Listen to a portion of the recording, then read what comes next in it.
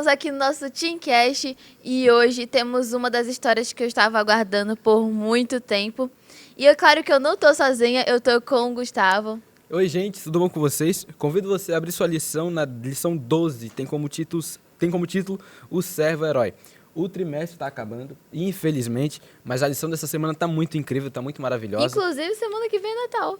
Semana que vem é Natal já. Já é Natal. O ano já está acabando. Infelizmente, o ano já está acabando, mas olha, o estudo está maravilhoso. E algo que também é incrível é o nosso convidado. Convidado, por favor, se apresente, diga o seu nome, de onde você veio. E aí, gente, tudo bem com vocês? O meu nome é Davine, eu faço parte da Igreja de Nova Esperança 2, Distrito de Nova Esperança, e estou aqui com vocês para falar sobre essa 12ª lição. Davine, eu queria que você falasse um pouco da sua base, quais são as atividades missionárias que a sua base, no caso, desenvolve. Bom, a nossa base ela é pequena, né? Uma igreja pequena. Entretanto, nós fazemos diversas coisas entre nós mesmos. Somos amigos, então às vezes nós saímos, nós fazemos algumas brincadeiras. Na lição também é muito momento de interação e eu pessoalmente gosto bastante da minha base. Que bom, fico feliz que vocês estão aí aproveitando, sendo uma geração ativa de fato. E eu queria que você falasse agora da nossa lição, que tem como título Servo Herói, né? A nossa lição 12. E você pode falar um pouquinho pra gente do que ela tá falando? Claro. A lição 12, né, como já falo, servo, herói. Pode-se dizer que é meio contraditório isso, né, de um herói ele ser um servo. Entretanto, quando nós vamos estudar, primeiramente quando nós lemos o versículo para memorizar, posso ler? Por favor. Claro. Fala, foi desprezado e rejeitado, homem de dores, que conhece o sofrimento mais profundo. Demos as costas para ele e desviamos o olhar. Ele foi desprezado e não nos importamos. Em Isaías capítulo 53 e Isaías capítulo 61 também falam sobre esse servo-herói, que no caso é Jesus, que veio, né? Ele é o nosso herói, mas eles não reconheceram como herói. E ele também era um servo que veio para nos servir. Eu lembro que tem um texto, não lembro se é em Mateus, mas o texto ele fala assim: porque o Filho do Homem não veio para ser servido, mas veio para servir e dar sua vida em resgate de muitos. Cristo ele veio para servir, ele veio para dar para a gente mais uma chance de vida eterna. A lição de sábado ela traz uma introdução a uma lição e ela fala que um reino para todas as nações que adorassem a Deus de misericórdia e paz já está sendo preparado. Que reino é esse? Quando ele vai acontecer? Em que momento ele vai chegar? Quem é que vai estar nesse reino? Bom, esse reino, os judeus daquela época, eles esperavam que Jesus ele viesse como se ele fosse o Messias que libertaria, né, os judeus ali daquela escravidão, entre aspas, que eles estavam sofrendo, daquela opressão, na verdade. Dos romanos. Isso, que eles estavam sofrendo dos romanos. Então, eles acreditavam que esse reino era um reino político. Né? Mas nós, hoje, que estudamos a palavra, que ao estudarmos mais profundo, descobrimos que esse reino é o reino dos céus. Né? Jesus ele veio para o que era o seu, mas os seus não o receberam, os seus o recusaram. Ou seja, ao estudar um pouco da lição e também ao ler o livro, nós descobrimos que Jesus, o povo ele deveria ter sido salvo naquela época. Né, naquela ocasião, mas por eles estarem recusando aquela mensagem de Cristo, por eles estarem recusando que Jesus entrasse na vida deles e fizesse a obra, então infelizmente isso não aconteceu. E Davine, fazendo aí um gancho com isso, sobre a questão do que era o reino, eu queria que você falasse um pouco da missão, porque todo herói tem uma missão. E qual era a missão de Jesus? Bom, a missão de Jesus era vir para cá, para essa terra, falar sobre as boas novas do reino dele, do reino dos céus, e também para que muitos se convertessem a ele, para que aceitassem a sua graça, né? Aceitassem a morte de Cristo como sendo um meio de salvação. A lição de domingo ela disse que a obra que Jesus iria realizar já estava profetizada muito antes de sua chegada. Isso tem a ver com o quê? Quando que foi profetizada essa chegada do Messias? Bom, essa chegada do Messias, ela foi profetizada em Isaías. Mas também uma parte interessante em Salmos, eu não me lembro qual é o capítulo, mas fala sobre partes de algumas partes do sofrimento de Jesus. Eu, pessoalmente, quando eu descobri isso, eu fiquei bastante... Como que eu posso falar? Entusiasmada. Sim. Por quê? Porque muitas das vezes nós estudamos a Bíblia e fica só ali naquele círculo, né? Mas quando nós vamos estudando a Bíblia toda, vamos pegando partes aqui, partes ali, parece que vai se juntando todo o quebra-cabeça. Sim. Então, respondendo a sua pergunta, foi profetizado desde a época de Davi. Se duvidar, desde muito antes, né? Mas Davi, ele já falou, já profetizou certas partes, e Isaías complementou também. Sim, desde Gênesis a gente já vem falando sobre o Messias, de que viria para resgatar, né, o povo. E isso é muito interessante falar sobre isso e também ler. Eu fico também muito entusiasmada da mesma forma que você quando leio sobre isso. Com certeza. A lição de domingo, ela tem uma pergunta interessante que ele fala o seguinte: o que o sofrimento de Jesus realizaria por Israel? O que esse sofrimento de Jesus ele iria fazer por Israel? Ele libertaria o povo de Israel da escravidão do pecado. Da mesma forma como hoje ele nos liberta dessa escravidão. Né? Todos aqueles que aceitam a mensagem de Jesus são libertos do pecado. Tem uma pergunta aqui na página também que eu achei muito interessante, que é a seguinte: de quantas maneiras você acha que as profecias dessa passagem, né, que foi que ele pediu para que a gente lesse aqui em Isaías, foram cumpridas por Jesus durante a sua vida aqui na Terra? Bom, podemos começar já no versículo, né, que está aqui para memorizar. Ele foi desprezado, foi rejeitado, homem de dores, que conhece sofrimento mais profundo. Por quê? Porque se nós formos dar uma olhadinha na vida de Jesus em si, ele passou por diversas dificuldades, né? Primeiro Sim. que o pai dele era carpinteiro. Ou seja, dá-se a entender que o pai dele não era um homem, né, de muito dinheiro, um homem da mais alta elite, né, da sociedade e tudo mais. Entretanto, tudo que ele passou aqui na Terra, toda a sua trajetória, toda a sua história, Jesus, ele andava de barco, né, no barco das pessoas, almoçava em casas. Por quê? Porque ele queria estar ali presente com as pessoas, né, reconhecendo ali vendo, né, conhecendo a necessidade das pessoas. E também outra parte, 53, versículo 4, se eu não me engano, que fala que nele não havia beleza alguma e nada que víssemos chamava a nossa atenção. Por quê?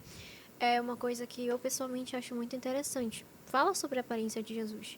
Se Jesus ele fosse um homem bonito, por exemplo, vamos imaginar hoje, se Jesus ele fosse considerado o homem mais bonito, quantas pessoas não estariam seguindo por causa disso? Sim. Não seguiriam ele por causa da missão, por causa do que ele veio fazer aqui na Terra. Seguiriam por causa da sua beleza.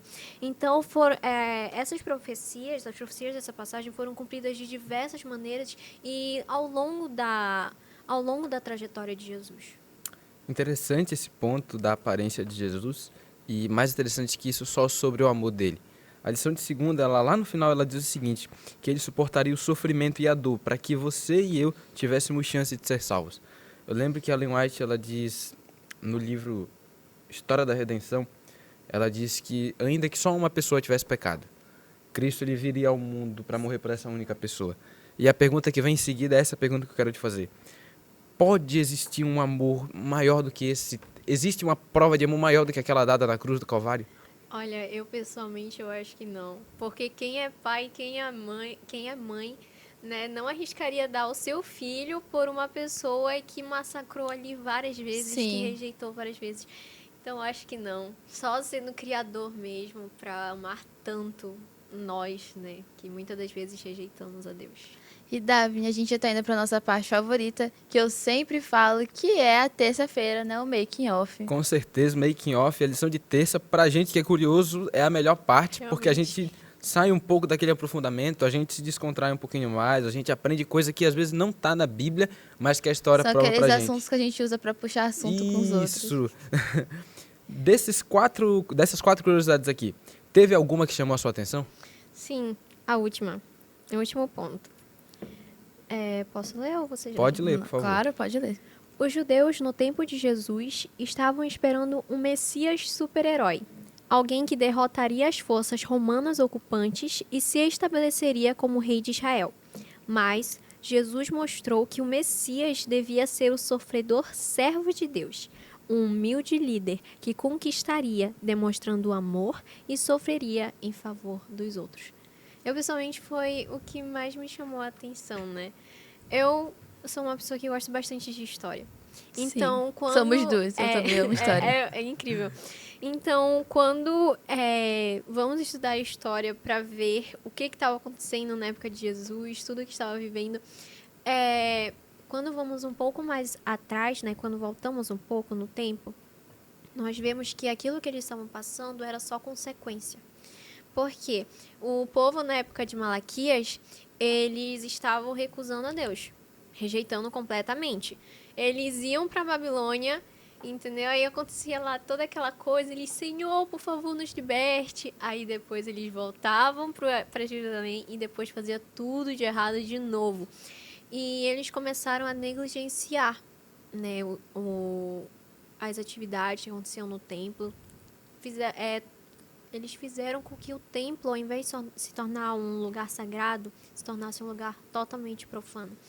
Então, aquilo dali pelo qual eles estavam passando era tudo consequência das suas ações. Entretanto, ainda assim, Jesus veio para dar uma chance para eles, falar: meus filhos, vocês são a minha nação escolhida, eu te escolhi, entendeu? Eu estou aqui para te salvar. Mas, infelizmente, eles rejeitaram. E falando agora sobre quarta, eu achei uma coisa muito interessante aqui, que ele fala assim, que Jesus veio para revelar o caráter de Deus e não para destruir os inimigos, que era o que o povo achava que era a missão do Messias na época. Isso. É bem interessante, revelar o caráter de Deus. Nós podemos trazer isso para nós hoje. Porque tem uma frase que fala, né, que toda pessoa, quando se batiza, ela nasce no reino dos céus como um discípulo, né, para levar a mensagem do Evangelho. E nós, a missão de Jesus foi levar a palavra sobre o reino dos céus. E essa é a nossa missão hoje também. A nossa missão hoje é sair, falar sobre Deus, né, levar para as outras pessoas o caráter de Cristo. E muitas das vezes, muitas pessoas, elas precisam muito, muito mesmo de uma palavra de apoio. Mas não é humana. Só Deus, muitas das vezes, muitas das vezes não, em todas as vezes, Deus, ele vai estar ajudando aquela pessoa. E será que através de nossas ações, será que através do que estamos falando, nós estamos revelando o caráter de Deus para essas outras pessoas? É um assunto bem interessante. E aqui na parte, se eu puder ler. Mas é claro. Aqui na última. Desculpa, aqui na última folhinha do capítulo 59 do livro Ungidos, eu até marquei essa parte que eu achei bem interessante. Que fala: há muitas pessoas sem esperança. Devolva a luz do sol a elas. Muitas perderam a coragem. Ore com elas. Leia para elas a palavra de Deus. Há muitas pessoas que sofrem de doenças espirituais que nem um médico pode curar. E é finalizado com: leve-as a Jesus. Ou seja, assim como a missão de Jesus era sair e falar sobre o reino de Deus para essas outras pessoas, para os judeus da época, também é nossa responsabilidade como povo de Israel espiritual, como povo de Deus espiritual, levarmos a palavra de Deus para as outras pessoas. Com certeza. Com certeza. A lição de quarta ainda tem 2 textos aqui. Desses 2 textos de Isaías e de Lucas, qual deles mais chamou a sua atenção e por quê? Isaías 42, versículo 1, 4. Eu gostei bastante desse versículo, pessoalmente, porque fala sobre Jesus, porque fala sobre a essência de Jesus. Lucas 24 fala também sobre Jesus, ele vir salvar, né? Que é a mesma missão que nós hoje devemos ocupar na Terra, que é salvar as pessoas, ajudar a levar a palavra de Deus para que essas pessoas sejam salvas. Eu acho que ambos chamaram a minha atenção. Com certeza. Partindo agora para a lição de quinta, a lição recomenda que você leia o capítulo 59 do livro Os Ungidos. A gente também espera e incentiva você a ler o capítulo, a estudar o livro juntamente com a lição. Porque também te ajuda a responder o quiz. Com certeza, o Biptim e o quiz, chama como você quiser, ele tem muitas perguntas sobre o livro. Então, para que você amplie o seu conhecimento e tire uma nota boa no quiz, porque ficar com nota ruim no quiz é ruim. Poxa, né? Recomendo que você leia o livro, capítulo 59 dessa semana, tá incrível. Davine, nessa lição de quinta, teve algum ponto que chamou a sua atenção? Eu acho que possivelmente os últimos parágrafos. Quando você... Na verdade, todo o texto dele me chamou a atenção. Quando você vai ler o capítulo 59, você percebe que a missão para falar sobre Jesus, inicialmente não era de Jesus. Era do povo judeu. Sim. Era do povo que saiu da Babilônia. Entretanto, eles estavam fazendo muitas coisas erradas, como eu falei anteriormente.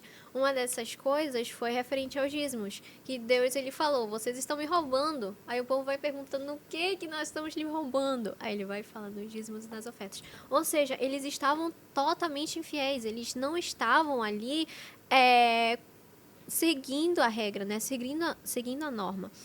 Então, a parte que mais me chamou a atenção foi no último parágrafo, que fala: será que não estamos caindo no mesmo erro hoje em dia? Não podemos desviar o olhar e perder o foco do que realmente é importante. Jesus voltará em breve e precisamos reconhecer os sinais indicadores. Você sabe quais são? Aí vem uma perguntinha, né? Ou seja, será que hoje nós estamos perdendo o foco do que realmente importa? É muito fácil nós, adolescentes, perdermos o foco com outras coisas. Muitas coisas vão chamar a nossa atenção. Claro, nós estamos nessa vida, estamos descobrindo as coisas, entretanto, nem tudo nos convém. Sim. Né? Muitas coisas estão aí no mundo, estão disponíveis para nós, mas nem tudo isso nos convém como cristãos e como discípulos de Cristo e como pessoas que devem levar o caráter de Deus, mostrar o caráter de Deus para outras pessoas. E Davi, tá certo, né? Davi. Pode me chamar de Davi também. É um pouquinho diferente. Davi, eu queria também que você desse um conselho de como manter o foco, né, para os nossos adolescentes que estão nos assistindo. Bom, um conselho é você estar lendo. Bom, nas bases, provavelmente eu acho que existam várias pessoas, né, claro. Então você pode chamar um amiguinho seu, seja próximo, e começar a estudar a lição, né? Tipo, separar uma horinha, falar, ei, vamos acordar a tal horário e nós vamos fazer a lição juntos. Por quê? Porque isso fortalece muito quando existem duas pessoas se ajudando para estudar a Bíblia. Você sozinho vai ser difícil para você levantar, pegar a Bíblia, pegar a sua lição e estudar, vai ser um pouquinho complicado. Então, com outra pessoa é melhor por quê? Porque você estuda, você fala ali sobre o tema. E outra coisa também, levar a mensagem de Deus para outras pessoas. Muitas das vezes na sua sala de aula pode ter alguém que está ansiando, está com sede de descobrir mais sobre o caráter de Deus, sobre a essência de Deus. E você, como geração ativa, como geração escolhida de Deus, tem essa missão de levar a palavra e de saciar a sede dessa pessoa através das Sagradas Escrituras. Com certeza, nós somos uma geração ativa, devemos levar a mensagem do Advento a todo mundo na nossa geração, porque aquele que há de vir, virá e não tardará. Davini, infelizmente o nosso tempo já está acabando, mas não existe melhor maneira da gente finalizar que não seja uma oração. Pode orar para a gente? Claro, vamos orar. Pai, aqui nós estamos. Venho primeiramente pedir o perdão dos nossos pecados e venham também, Senhor, pedir força para que nós possamos ir e levar a Tua palavra para outras pessoas. Senhor, permaneça conosco, seja presente em nossa vida, Senhor, e nos ajude a falar mais de Ti para os outros. Em Teu nome eu te peço tudo isso. Amém. Amém. Foi um prazer ter você aqui, Daphne. Espero que vocês tenham entendido mais sobre a lição e também tenham extraído boas lições para a vida de vocês, como eu e o Gustavo extraímos também. Com certeza. É isso, fiquem com Deus. Um beijo, até a próxima. E não se esqueçam de se inscrever no nosso canal e também de nos seguir nas nossas redes sociais. Um beijo a todos vocês. Tchau. Tchau, tchau. Tchau.